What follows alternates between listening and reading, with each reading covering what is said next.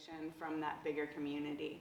And I think that's something that always pulls me forward too, is like, I wouldn't be able to do it for like the kind of small personal goals, but when I can tie it to the bigger needs or the sake of service, then it's like my heartstrings get pulled in a totally different way. So. Thank you. Mm-hmm.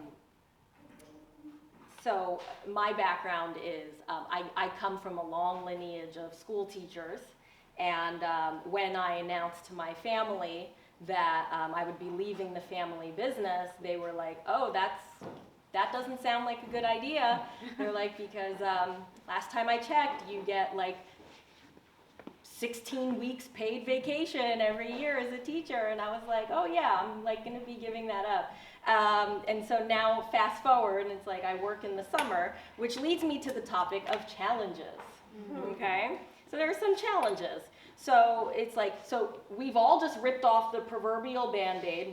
We've just agreed in a real San Francisco Bay Area spirit, we're gonna go for it.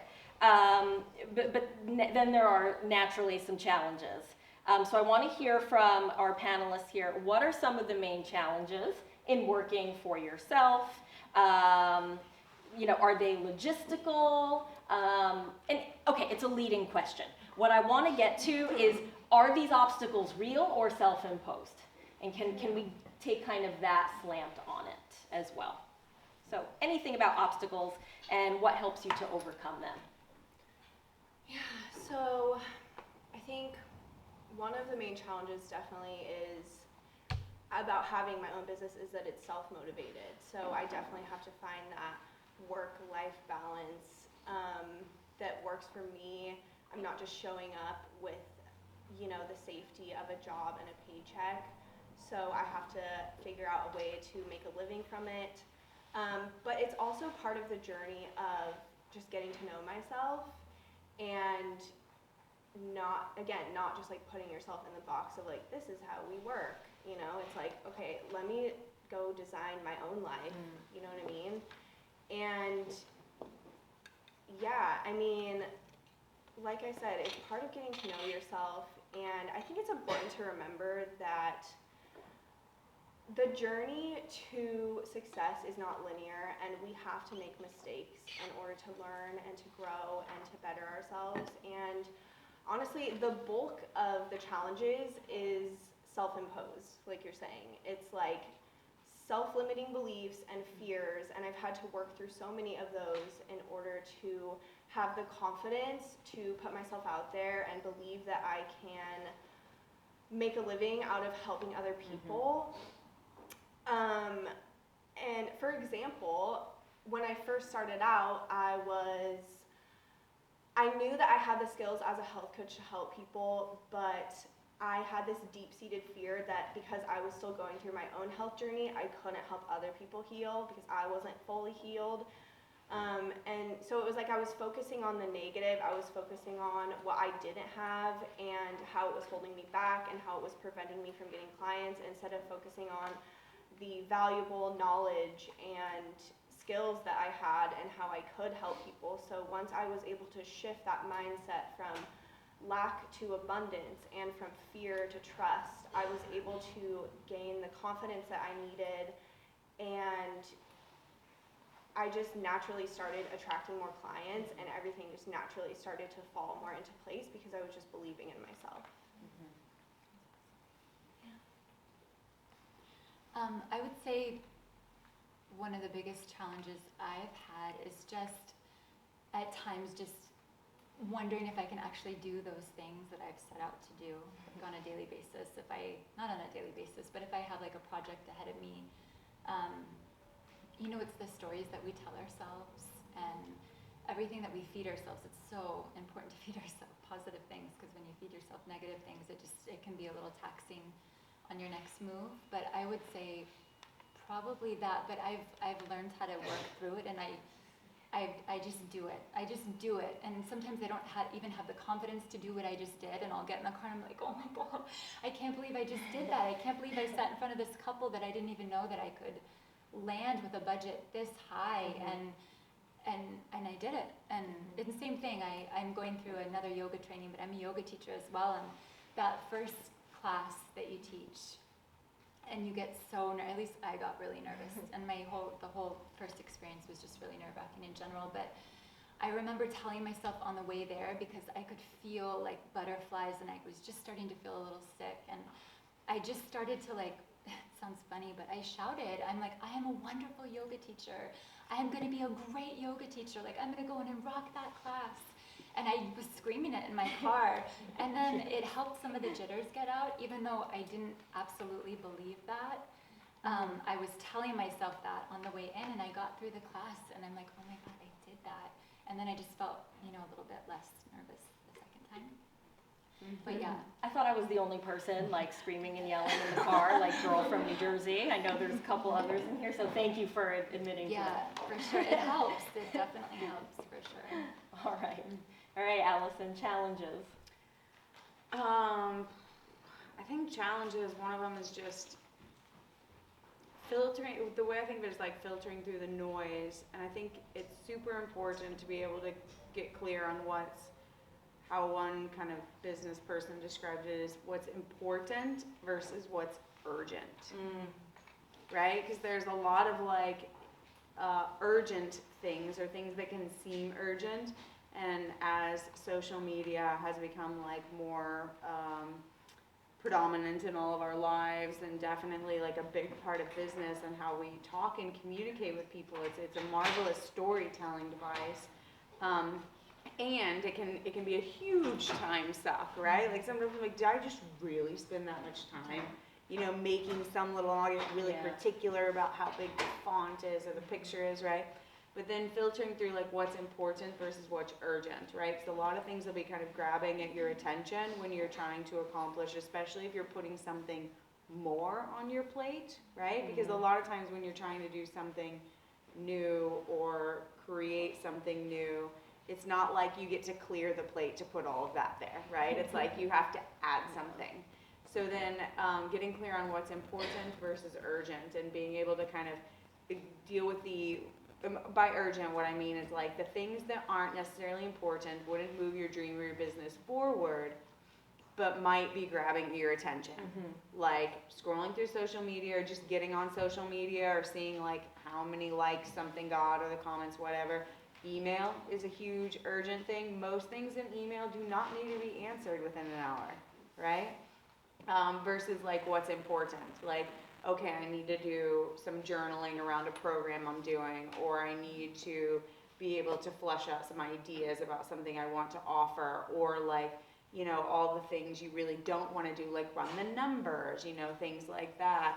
Yeah, important, right? Because that's like your, how like the health stats. So those types of things that are very important, but tend to get quickly swallowed by what's urgent. So I feel like that's always a challenge and a balancing act, and a game. And then, I think the managing your mindset during, especially when you're launching or beginning something new.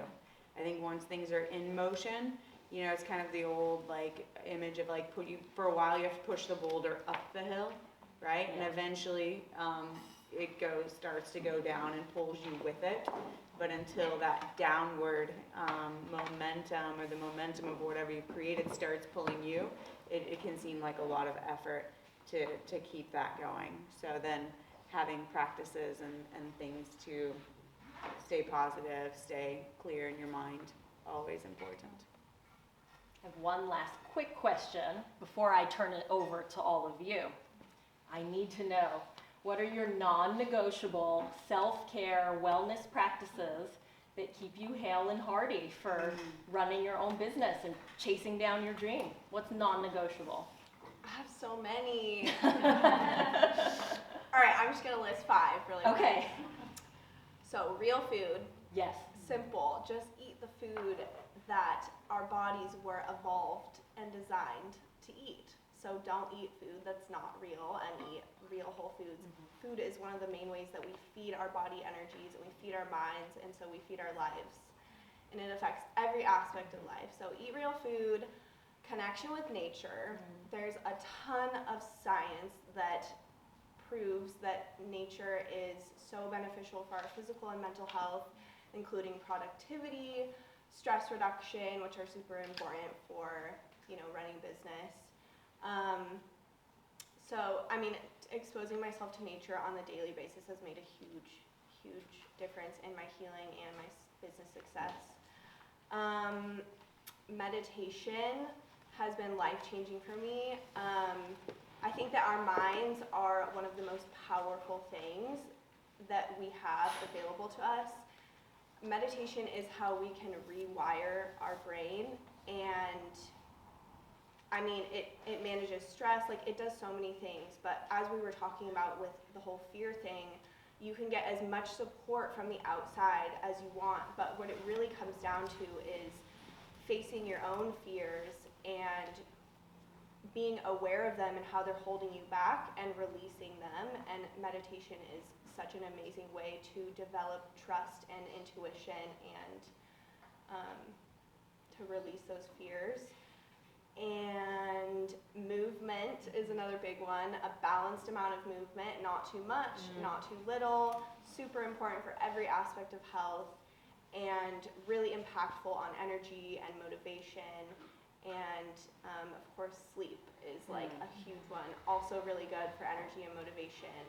I like to get at least 8 hours of good quality sleep every night.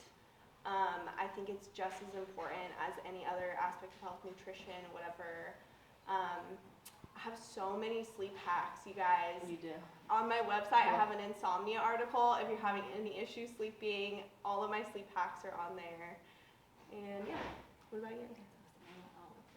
Yeah, all of them. All of them. Check on that.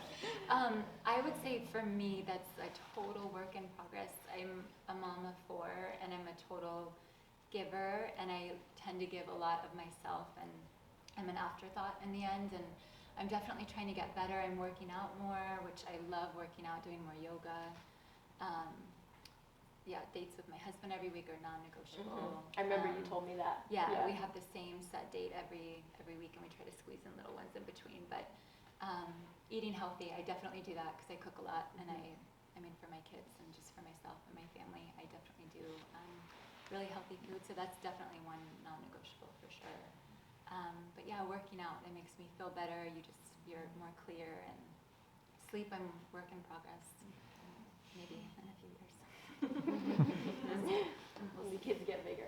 Kids get bigger, yeah. Okay, meditation and movement, absolutely. And the other one that's really big for me, and I'll put it under kind of a category because it takes different shapes, is what I would call like inspiration and fun.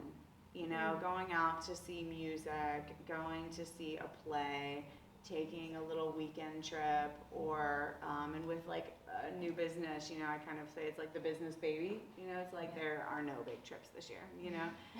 But like the little getaways, right? Super important, and hang out with girlfriends, whatever that takes. But I know, especially if it's not like someplace where you go to work and then come home.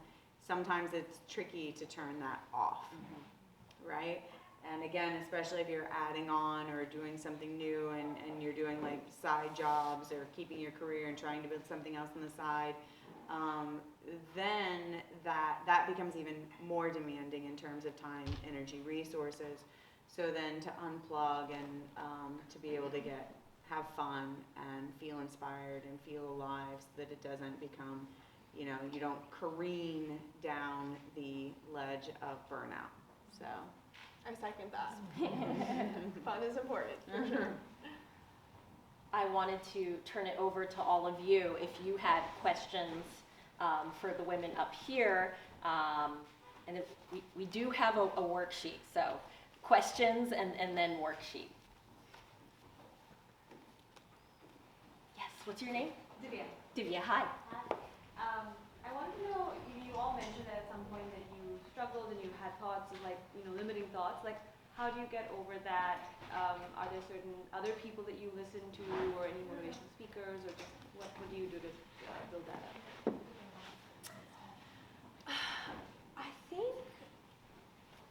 part of it is just being aware of it, like looking at it and being like, okay, is this a fear? Yes, it's a fear. Is it reality?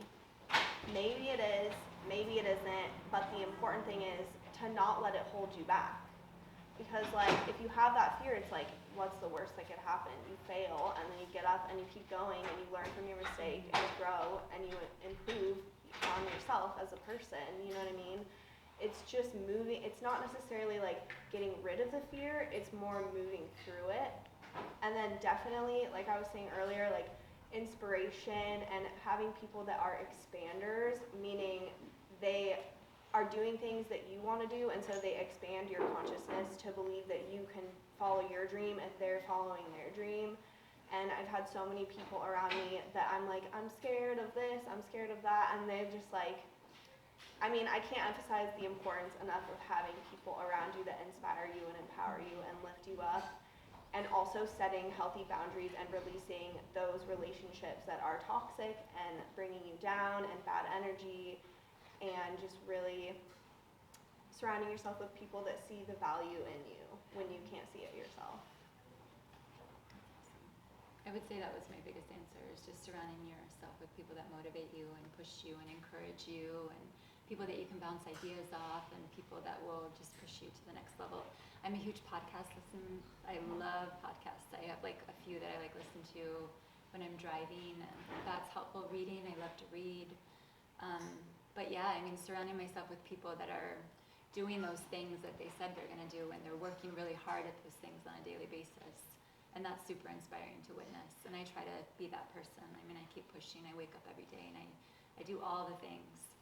When I wrote down my dream thing, I'm like, oh my gosh, I feel like I'm doing so much of what I dream about, but there's always that thing, and I'm sure what I wrote down is going to happen, you know, because I know I'm going to do the work to make it happen. I think working and, not giving up, and then surrounding yourself with people that inspire you is massive, for sure. I think the exercise of like what's the worst things that can happen is good. And then also the awareness of the fear and identifying even like what type of fear is it? Is it fear because it's like overwhelming? And then it's like, okay, then what steps do you need to break this down into? And I know that I feel a lot of fear when I feel uncomfortable. Like when I'm putting myself out there or doing something that just kind of, maybe, you know, it's like giving someone a proposal or writing an email asking for something, or, you know, things that like, are just uncomfortable for me, right? There's a business coach, he has this funny saying, but because it's funny, I guess it kind of works, right? He says like, eat the frogs. You know, like you just like do it, right? And also there's always a thing about willpower fades throughout the day. Like it's almost like a muscle that you exercise. So as it gets stronger, you're better able to kind of keep moving past them, and you also build confidence in your ability to move past those obstacles. And especially if like, you know, the funny thing is like often you agonize about it more than anything that happens after you do it. Right? So it's kind of in that realm of like what Guru Mai would say, you're tortured and killed by things that aren't even happening. Right? And as soon as you take action, usually even a lot of that stress is eliminated. I'll chime into that one, actually. I'll throw in my 2 cents. I wake up every morning, I boil my tea, and then I write in my journal. And I use it as a brain dump. And so I can just deal with all my garbage and idiocy at the beginning of the day. And then at like 4 o'clock in the afternoon rolls around and it's time to make a big decision. And I'm like, but you already sorted through all of your crap this morning, okay? So, and then I'll do it again the next morning, but it's like a clean slate. I got that from Julia Cameron, from The Artist's Way. So, right. Yes, I saw more hands. Hi. I started my business 13 years ago, and I wish I met you 13 years ago. What's your name? Orit. Orit, hi. Hi.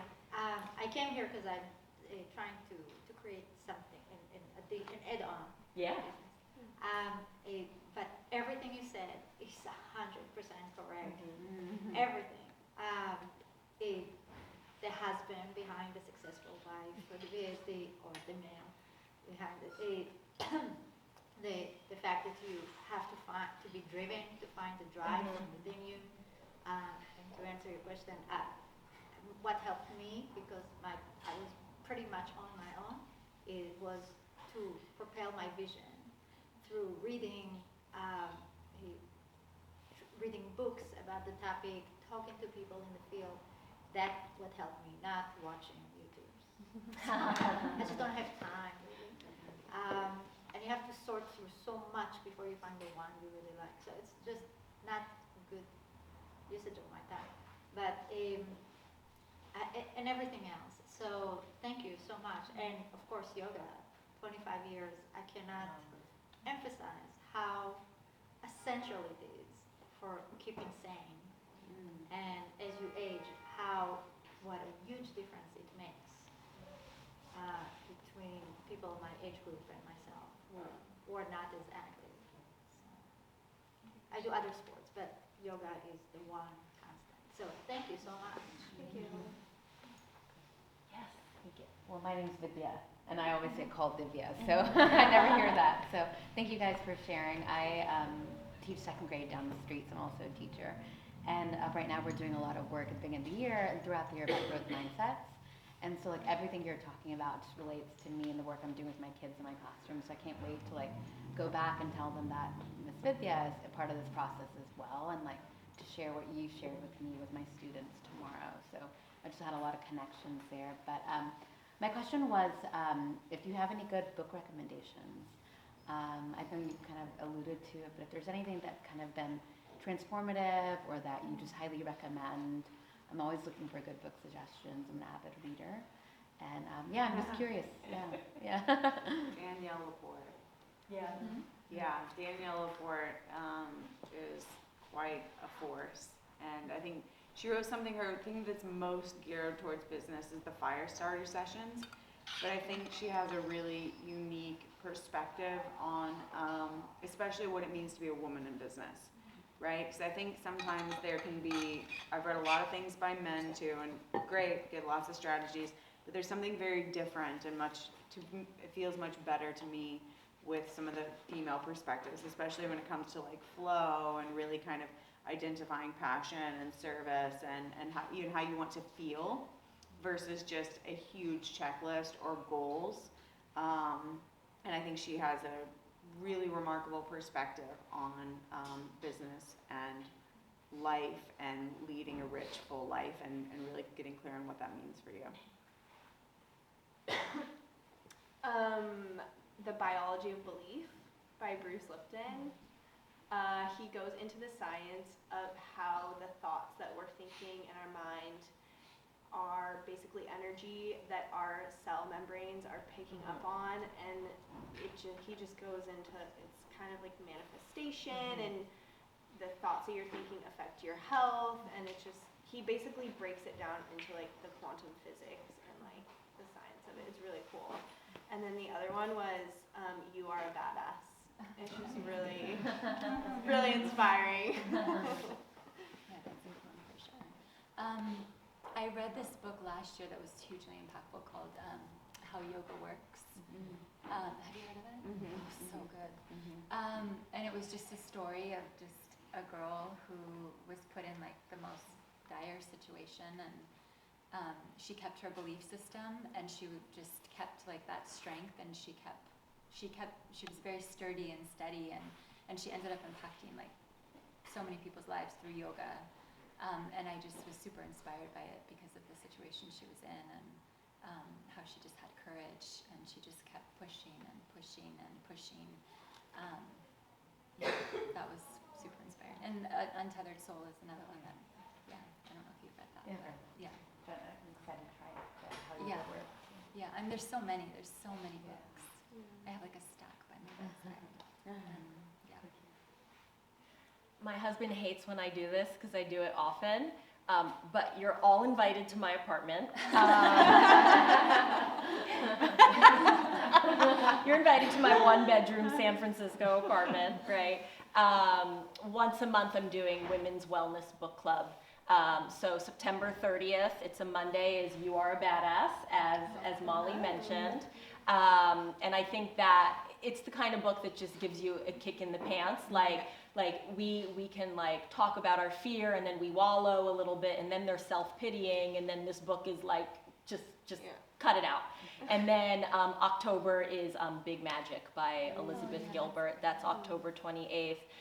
The book, it is about creativity, but for where I was at my life, it helped me to get clear on the way fear was running my life, and it helped me to understand that when we embrace creativity, we're saying yes to a conversation with the divine, and that it's through creativity that source energy attempts to communicate with us. So every time we say no, we're saying no to divinity or source energy, however it is you interpret that.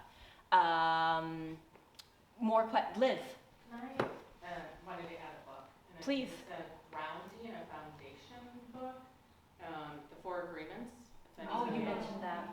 It's 4 little simple practices or ideas, but it's putting into practice. And I think if you read it and then you keep forgetting one, it's likely to be, someone reminded me, I always forget the 4th one, I'll share with you, but they said it's probably the one that resonates with you the most. So simple 4 agreements, and be authentic with your words, say what you mean and what you say. Don't talk ill of yourself, of others, but it's just, be authentic with your words.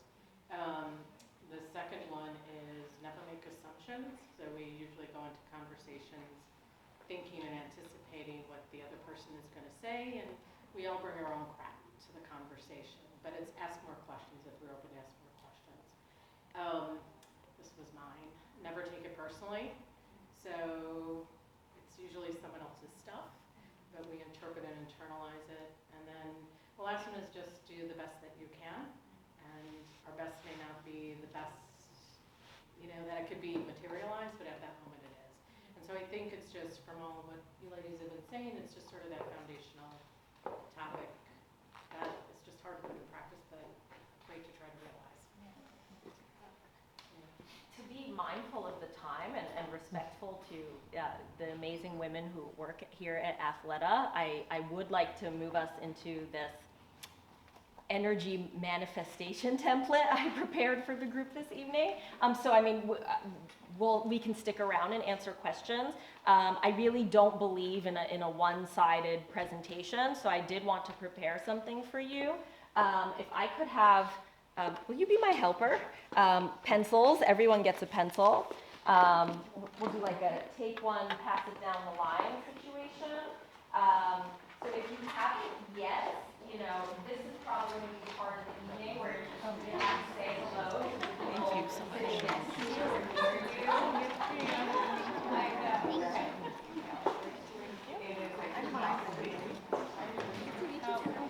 I feel like I'm most in flow, like leading workshops, so I really can help myself here. Yeah. What do you like to practice?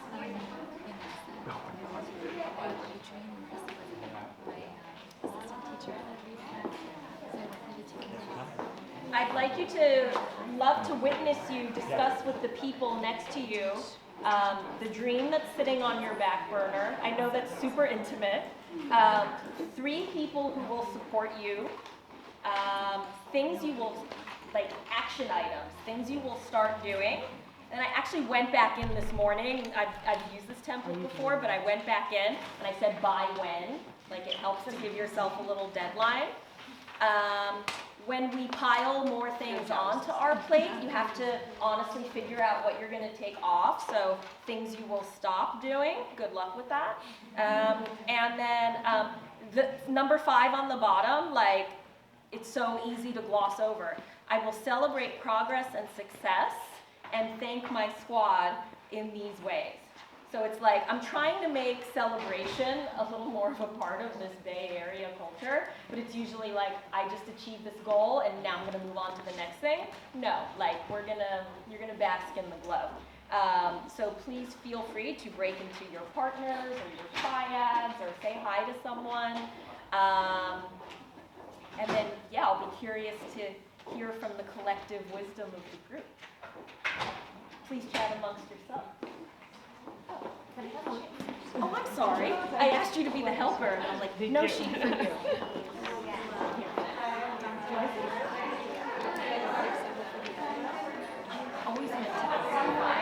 over to you.